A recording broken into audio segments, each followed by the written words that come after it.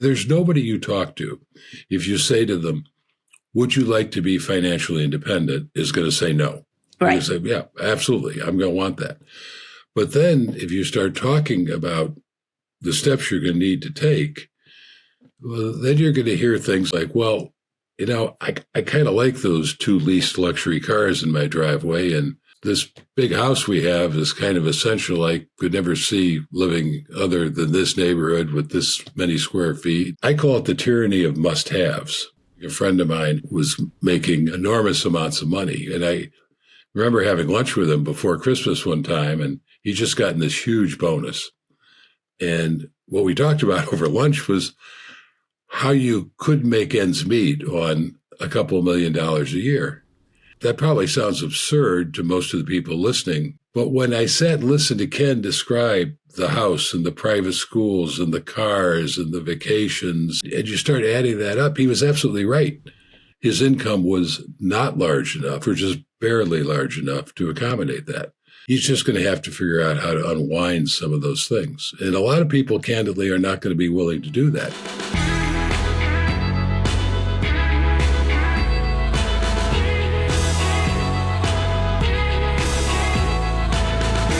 Hey everyone, thank you so much for joining us today on Her Money. I'm Jean Chatzky, and if you have been thinking about financial independence, about the sacrifices it takes, whether it's realistic, how to get there faster, you are not alone. The FIRE movement, and FIRE, for those of you who are not familiar, stands for Financial Independence, Retire Early.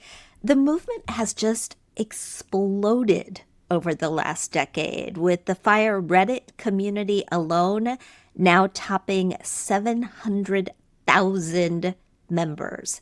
But in a world of rising prices and stock market swings, is the classic strategy of spending less than you earn, maxing out your investments in low-cost funds, and avoiding debt still enough to get you there?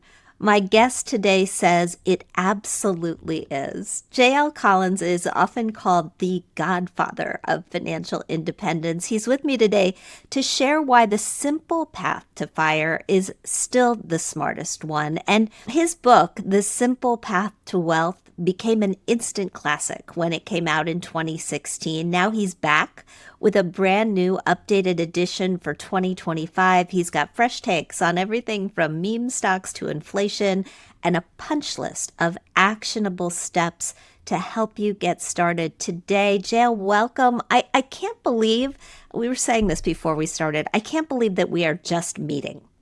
I know. It's first of all, thank you for having me. It's a real honor to be here with you. And it's kind of stunning. You and I have sort of walked down the tracks in parallel and never having our paths actually cross, which is pretty remarkable. But I'm glad they did today. I am as well. I also can't tell you the number of times that your book has popped up in our Facebook group. Oh, I'm so pleased to hear that. Yeah, often we'll have members. We run a Facebook group, 20,000 women strong. And often members will say, hey, what are your favorite books? What are the must-read books? Right. Simple Path to Wealth shows up every time. The HerMoney Podcast launched right about the time that your book launched. And we have seen a lot of changes in the world and in the economy. What's the biggest shift that you've seen in how people approach money? Well, I think, first of all, as you pointed out earlier, we just met.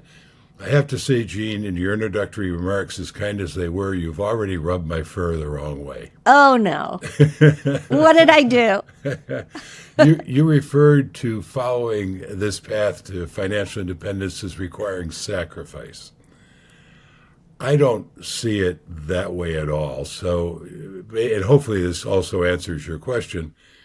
To me, I always saved a very large amount of my money and invested it because I wanted to acquire what I thought of in those days as FU money. Mm-hmm. And that was freedom. So this was not a sacrifice. This was simply choosing to spend my money on the single most important thing to me. And that's having my financial freedom. I can't imagine anything I would rather spend my money on. So far from a sacrifice, it was an absolute joy. It was probably like some people feel about buying a Ferrari.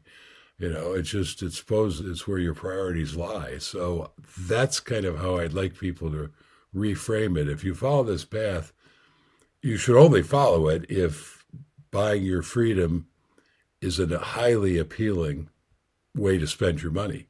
And if it is, it should be as gratifying as any other highly appealing way to spend your money. What does it mean to you when you say buying your freedom? So you buy your freedom by, first of all, setting aside some of your income, some of the money typically that you get from wages, from being paid for your time and effort. And just like you would buy a car or a house, you just divert it to the thing you want to buy. And the way you buy your freedom is by buying assets. And the specific assets, and you already alluded to this, that I recommend are broad-based, low-cost index funds. Those are the safest, most secure, long-term way to acquire wealth. And ultimately, that's how you're buying your freedom. I guess my question is actually more around the definition of freedom. Does freedom mean freedom from work? Does freedom mean freedom from work you don't want to do? Does freedom mean something else or different things to different people? And what does it mean to you? Yeah, so freedom means that you get to choose how you want to spend your time. It's kind of amusing to me. I've met a lot of people in the years I've been writing and talking about this, and some of who've achieved financial independence. And they'll say to me, kind of sadly, but I don't want to quit my job. I love my work. And it's like, no, you're missing the point. Just because you have financial independence doesn't mean you have to quit your job. It just means you don't have to work for money anymore. If you're enjoying what you do, then by all means continue to do it. If you're not enjoying what you were doing to get you to this place, then you can go on and do something else. I think it's also a misnomer that the kind of people who are going to be able to accomplish this goal are not hardwired to sit on a beach and drink pina coladas, maybe for the first few weeks or even few months, but they're going to want to go out and do interesting, active things in the next chapter of their life. Or if they're really enjoying the current work they're doing, they're going to want to continue to do that. So the freedom just means that you get to choose to do with what you wish with your time, and by extension with your life. You're not required to do something simply to put food on the table and pay the rent. There are a lot of equations in fire math, right? When we talk about fire math, we talk about sometimes accumulating 25 times your annual expenses, right? And there are other ways to look at it as well. Can we talk about whether it still works when eggs are $10 a dozen? I mean, one of our producers who lives in Manhattan actually just paid $12 a dozen. And I'm wondering, based on how wages have increased versus how costs have increased, whether people can be expected to save at such a hefty rate when so much of what they earn, and it's not just eggs, right? It's health insurance premiums and auto insurance. And how much can people be expected to save when so much of their money feels like it's going into survival? Yeah, so a couple of things. I mean, I have another book out called Pathfinders. And Pathfinders is filled with about 100 stories of people from all over the world who have read the book, embraced the simple path, and have implemented it in their own unique situations. And I guarantee you that anybody listening to our conversation today will find stories in there from people who started from much more humble beginnings, much more significant challenges than most of the people who are able to listen to a podcast like this. So first of all, I dispute the idea that you can't figure out a way to arrange your life in order to buy. If this is the most important thing for you to spend your money on, it's just like if you wanted to drive a big truck, almost no matter what your income, you see people driving big trucks. You figure out how to buy what's most important to you. Second thing I'd point out is that this path is going to put you in broad-based, low-cost stock index funds to build your wealth. Stocks are probably the single best and most reliable way to keep pace with inflation. And inflation's a real thing. And certainly has been a real thing in the last couple of years. Yeah. So if you want to deal with inflation, this is a major step you're going to want to take just for that reason alone. And the final thing I'd say, and you mentioned there's certain metrics about what it means to be financially independent, and the 25 times whatever your annual spend is a classic, and that translates into 4% of the amount you have invested. So that's kind of the classic formula, and it's a great guideline. But one of my all-time favorite quotes, and it's the first quote in the book in both editions, comes from a guy named Leo Burnett, who ran an ad agency out of Chicago back in the day. And the quote is, "If you reach for a star, you might not get one, but you won't come up with a handful of mud either." So if you set out on this path to become financially independent, meaning you never have to work again, maybe you won't get there fully, but you're going to make progress along the line. And every step of the way, you become a little bit stronger. This is what I always thought of as the FU money phase. It's like going to the gym. Every step you take, you become a little financially stronger. And then ultimately, if you do it long enough, you hit that 4% 25 times magic formula. I think that's such a good analogy. I went to the gym this morning, definitely the oldest person there for my strength class, and they were very focused today. It's always different, but they're very focused today on, we were doing back squats, and everybody had these very, very big weights on their bar and was, lifting them up. And my weights were not quite as big as everybody else's. And I said to the trainer, I said, "God, I feel like a wimp." And he's like, "No, this is 10 pounds more than you did the last time."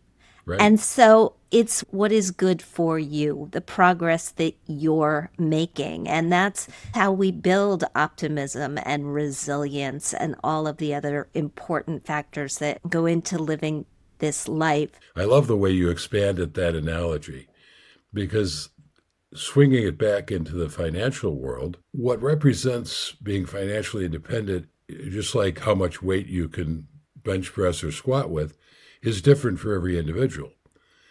And so it's not a raw amount of money that gets you there. It's an amount of money against what you spend. So I've known people who have made millions of dollars a year, literally, but they have structured a lifestyle that absorbs all of that money, and tragically sometimes a little more.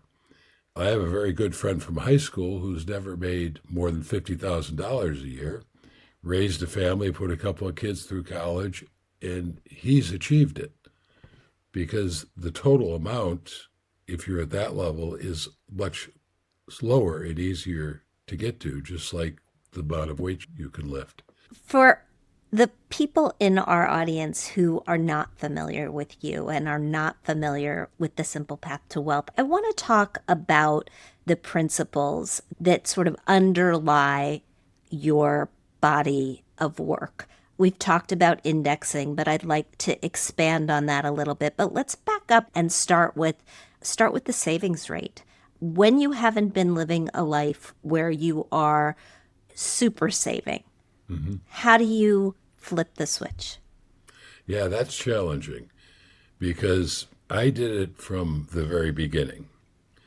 And I wrote the book for my daughter, who had the advantage of implementing it from the very beginning. And the advantage of that is neither one of us had built a lifestyle that we had to unravel in order to implement this. And that's very hard in ways that I can only imagine. I haven't actually experienced. And typically, a lot of my readers, of course, are not at the beginning of their journey. They're somewhere in the middle of it. Again, this is a matter of thinking about how you want to spend your money, what's most valuable to you. And just like somebody who said, I'm really tired of renting. I want to own a house. Well, then you're going to figure out how to set aside the money for the down payment and how to set aside the money you're going to need to furnish it and to probably update it in ways that you want it to do. There's no magic formula for doing that. It's a matter of what your motivation is. And if your motivation isn't to be financially independent, if you don't value your financial freedom the way I do, then you're probably not going to be able to unwind those things. I mean, there's nobody you talk to, if you say to them, would you like to be financially independent, is going to say no. Right. You say, yeah, absolutely. I'm going to want that.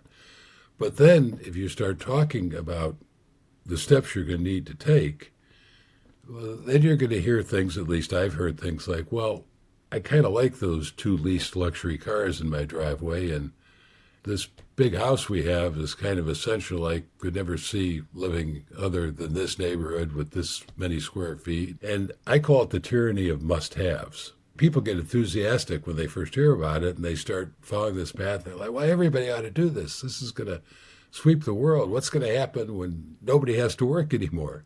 And I'm like, don't worry about it, because people on this path are always going to be unicorns, because most people are not going to be willing to take the steps to get there. It's harsh, but true. Sorry. It is harsh. And I think, look, I think all of money is personal, right? It's all personal decisions that we make in line with Absolutely. our own values and our Absolutely. own priorities.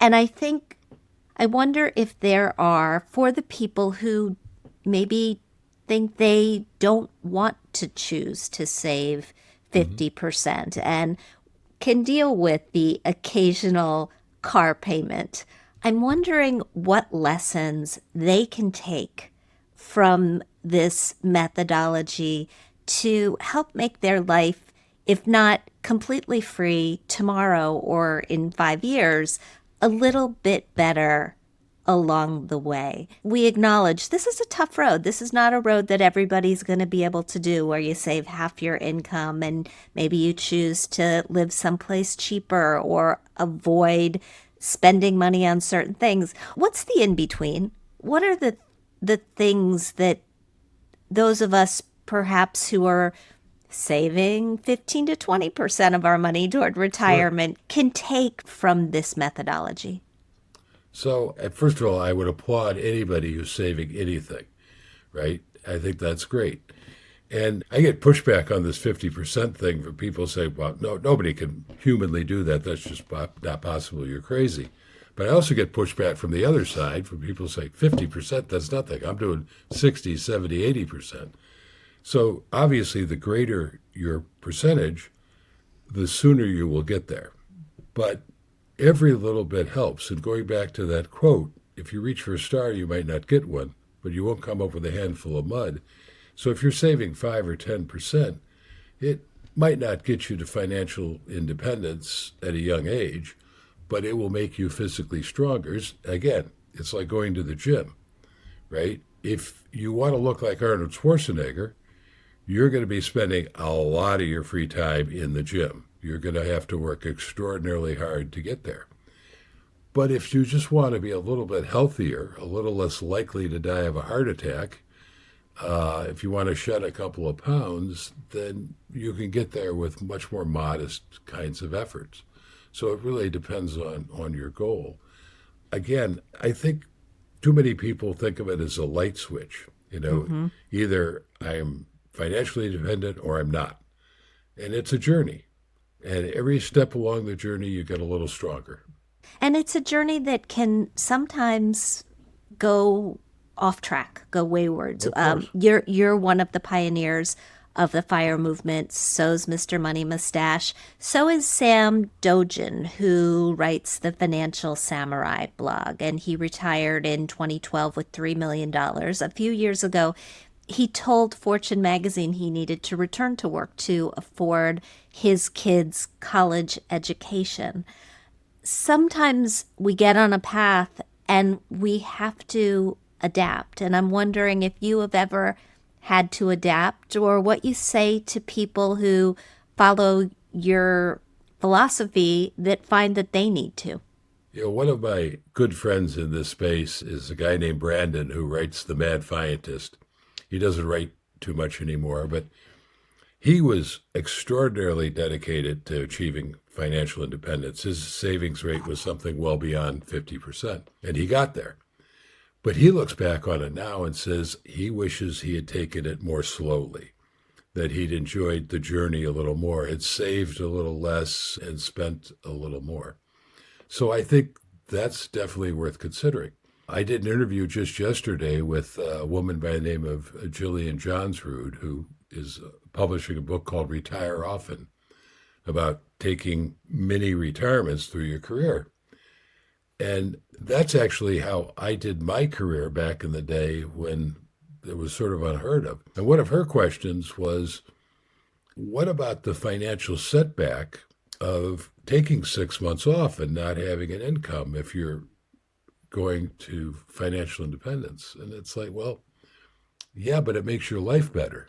So absolutely, you can add some spice. This is not and should not be a path of deprivation. Now, if all you do is take time off, then you're obviously not only going to be not financially independent, you're not going to pay the rent. But certainly you can add some spice to your life along the way and should. We're going to have to get your friend Jillian on this show because I think mini retirements, they're a trend that millennials are really, many of them, buying into and enjoying. Yeah. And I'd like to learn more about them. Going back to your daughter and to the markets specifically, you told her that during her 60 odd years of being an investor, she can expect to see a 2008 level financial meltdown every quarter century or so. That's 2 or 3 of these economic end of the world events coming her way. I gotta say, it's not felt like 2008 lately, but the volatility has been, at least in my mind, pretty striking. What do you say to her about, and all investors, about managing through these events, and how does having a portfolio of index funds help? I love that question. And I actually just I rarely post on my blog anymore, but I actually put a post up yesterday or the day before addressing exactly this. And the title of the post is something to the effect of the single most important thing that determines whether the market leaves you bleeding on the side of the road or makes you wealthy. And that thing is what you do when the market drops. So the key that people need to understand is this is a perfectly natural part of the process. And I've been investing for 50 years.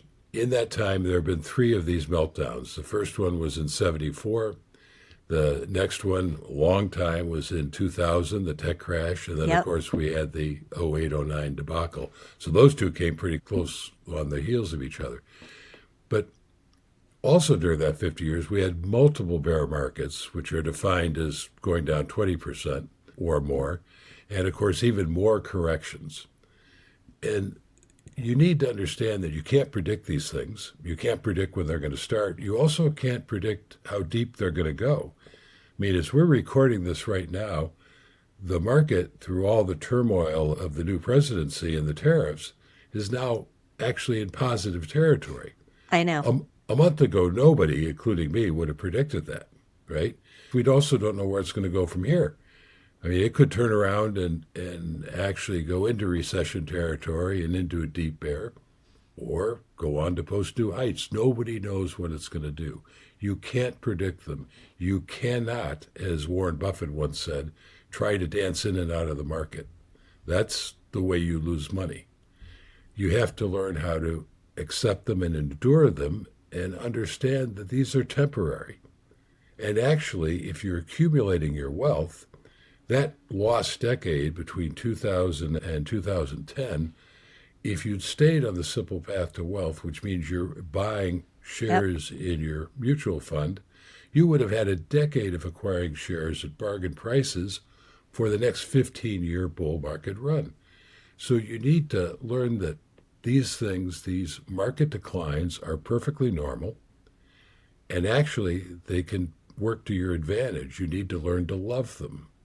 So it's like hurricanes in Florida. If you live in Florida, you have to assume you're going to experience a hurricane, probably more than once. And hurricanes are very scary. If you panic and run out in the middle of them, they're very, very dangerous.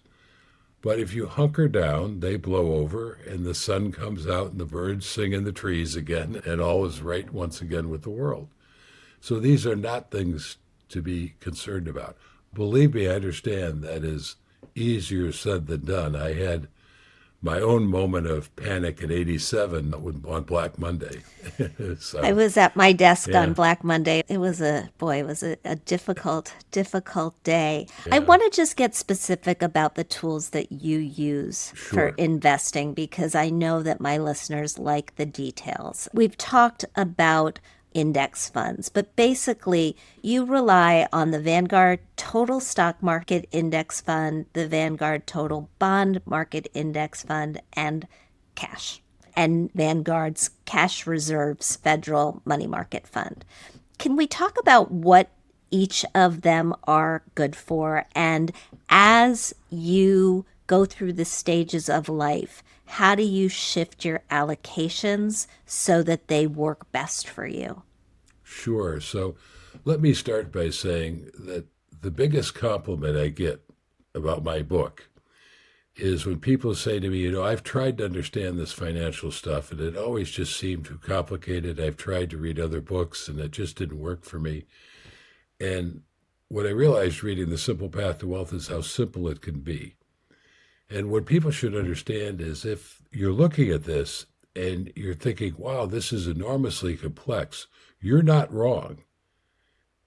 Most of the stuff that Wall Street sells is enormously complex. Classically, some of it is so complex they don't understand it themselves, right? That's the bad news.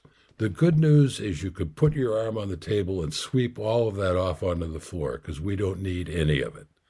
We just need the key healthy foods, so to speak, that are going to be left, which are low-cost, broad-based index funds. So you correctly identified that I personally am invested in three things. VTSAX is Vanguard's Total Stock Market Index Fund. Question I get all the time is, well, can I buy VTI? Well, VTI is Vanguard's ETF, Exchange Traded Fund version of VTSAX. It is exactly the same portfolio. So yes, if you prefer an ETF, by all means, buy VTI. Let's take it a step further. Let's suppose you say, I've been with Fidelity or T. Rowe Price or Schwab, and I kind of like those folks, and I'd prefer to stay there. They seem to have broad-based, low-cost total stock market index funds. Is that okay? Yes, it's okay. I have reasons for preferring Vanguard. We can get in those weeds if you want. But a low-cost, broad-based index fund, total stock market fund, is the same essentially from Vanguard, Fidelity, Schwab. So by all means, same thing is true of their ETF versions. Let's take it one step further.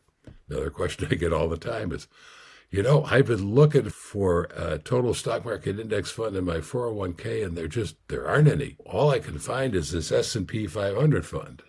Is that okay? The answer to that question is yes. And it's okay whether it's Vanguard's version or Fidelity's or Schwab's or whatever. Why do I say that? Well, these index funds are cap weighted. And what that means is the largest, most successful companies are a bigger percentage of the portfolio. So in essence, the S&P 500, which are the 500 largest companies in the United States, make up, I want to say 80, maybe even 85% of the total stock market index fund. And if you track their performance over time together, it's remarkable how closely they track one another. And by the way, Jack Bogle, who created these things and started Vanguard, the Index 500 was the first index fund he created, and that's the one he held himself all his life. So if it's good enough for Jack Bogle, it's good enough for all of us mere mortals. So then the question becomes, well, all right, JL, if it doesn't matter, why do you go into the total stock market index fund? And my response to that is, well, it's the same reason I put Tabasco on my eggs. I just like the little extra spice of some small and mid-cap companies, right? But you can feel comfortable, total stock market. Now, beyond that, then, because now there's index funds for everything. There's There index are. fund for sectors. You can buy precious metals index funds. You can buy. I'm not interested in any of that. That's why the caveat is broad-based, which means Okay. total stock market, S&P 500. Where do bonds come in? Thank you. I forgot that part of your question. So in my world, there are two phases. And as we talked about earlier, young people, like my daughter is a good example, are now stepping away from work for extended period of time. So this is not necessarily age related. But I think of them as the wealth accumulation phase. This is when you are trading your time and effort for money. You have earned income. And as we've already discussed, you're going to channel some of that to buy what's most important to you, your financial freedom, which you do in these index funds. In that world, in my thinking, you only need one fund, the stock fund, whether it's S&P or total stock market. And people sometimes say, well, that doesn't sound very diversified. Well, the total stock market index fund has 3,600 companies.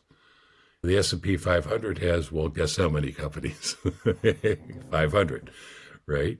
So when I was a young investor, diversification was described as, well, you want to pick somewhere between 8 and maybe 10 sectors, and you want to pick maybe 1 or 2 companies in those sectors because nobody can track realistically more than, say, 15 to 20 individual companies. And if you do that, you're diversified. So when I'm buying 3,600 companies with my index fund, I'm plenty diversified. Now I'm 100% in stocks, but I'm there for 2 reasons. One is they are the most powerful growth engine available, bar none. And number 2, as we already discussed, I don't care that they're volatile. Right. I don't care that they're going to plunge periodically. I know that. I know it's normal. I'm prepared to accept it, live through it, and endure it, and take advantage of it. So that's how you build your wealth. And your flow of income that you're channeling in there is what smooths that ride. It allows you to take advantage of those dips because now that regular amount of money you're putting in every week or every month is simply picking up more shares at bargain prices. Right. You're talking about dollar cost Right. averaging. Yes, yes. Which, by the way, if you have a lump sum, I'm opposed to, but for this purpose, it works ideally. Now, when do bonds come in? Well, when you step away from paid work, as my daughter just did, she's a good example. At that point, she sold some of her VTSAX to turn around and buy bonds because now bonds provide that ballast that your flow of income provided. And now you deal with the volatility of stocks by adjusting your asset allocation. So if you have an asset allocation, let's say for the sake of argument, you're 70% in stocks and 30% in bonds, and stocks plummet, well then that percentage of stocks is going to drop and the percentage of your bonds is going to rise.